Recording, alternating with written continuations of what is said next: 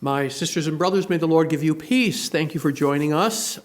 Now, as part of a team, an attempt to keep the Franciscan spirit and charism alive at Bishop Timon High School, we would do our retreats at my former parish, St. Francis of Assisi on North Ogden Street, where the stained glass windows depicted the life of Francis.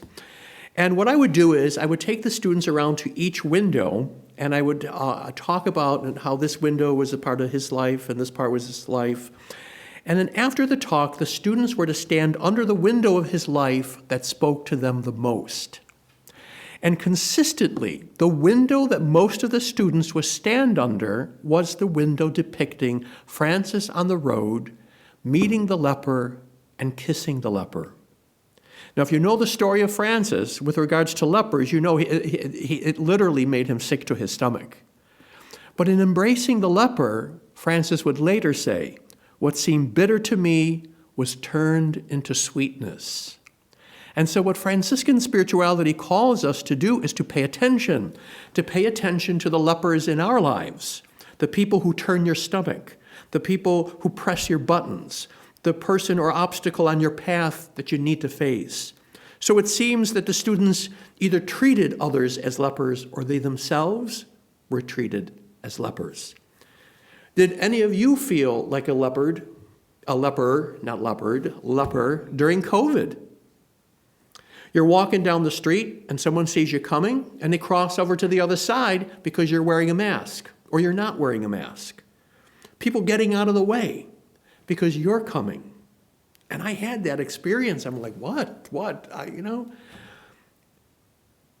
Today's gospel is one of those that if you don't know the Jewish background, you won't really get the weight of the whole story because it's not what we think. First of all, when you and I hear these healing stories or exorcisms, we immediately think, well, this is good old Jesus, again, proving that he's God. Well, it has nothing to do with that. And the proof of that is in all three synoptic gospels. Jesus tells the disciples, you will heal, you will drive out demons. And so if they're doing it too, this is not meant as a proof text that he's God. Now, my own take on how I prove he's God or I know he's God, he's never wrong. Check that out. But this is not a proof text that Jesus is God. That's number one.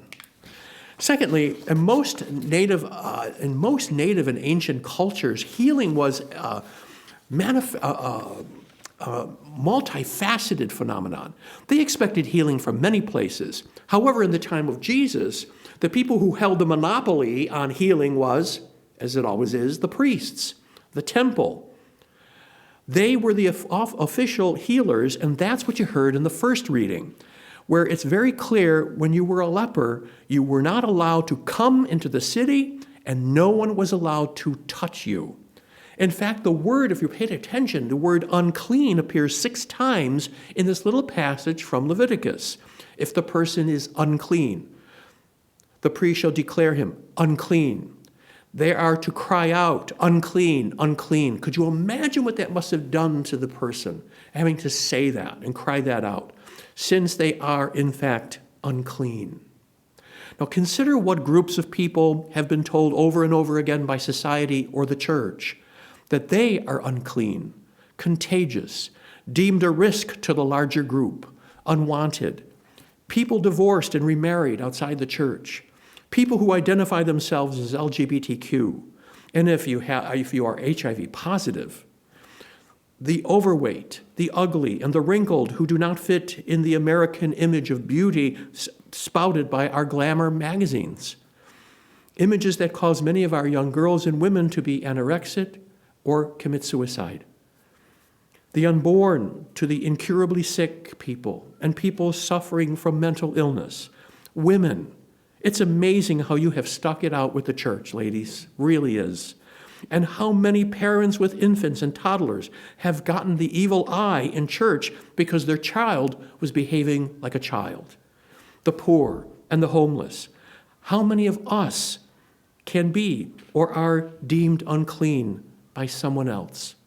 How often have we experienced in modern times ethnic cleansing by governments throughout the world? Our own nation has done it, from Native American Indians to blacks to our present day in regards to immigrants and refugees. We Catholics have forgotten we were not wanted by our nation. And lest we forget the worldwide rise of anti-Semitism, no one wants the Jews. Leprosy is in many ways and guises is still very much alive and well. No longer a disease of the skin, but a disease in the mind of the person or group who considers someone else unwanted, expendable, and unredeemable. But confronted by such a wounded person, Jesus is moved deep within. The word here is pity. Some translations say compassion, but it's something that emerges from the innards, from the bowels. He gets it. He knows that the one thing people really want is unconditional love. And that is the one thing he wants most to give. I do will it, he says. And isn't that the only thing that matters, finally, is knowing that God loves you just as you are? In fact, to be made clean does not mean having the mess, the trauma, and injustice taken away. It is rather to know that one is and always has been lovingly accompanied, even in the worst times of confusion and darkness, that you're okay. But here's the biggie. We heard in the first reading, if you were listening, and I'm sure you were, to even touch a leper makes you unclean too. And that's why the text goes out of its way to say he touched him. And what does the last lines of the gospel say?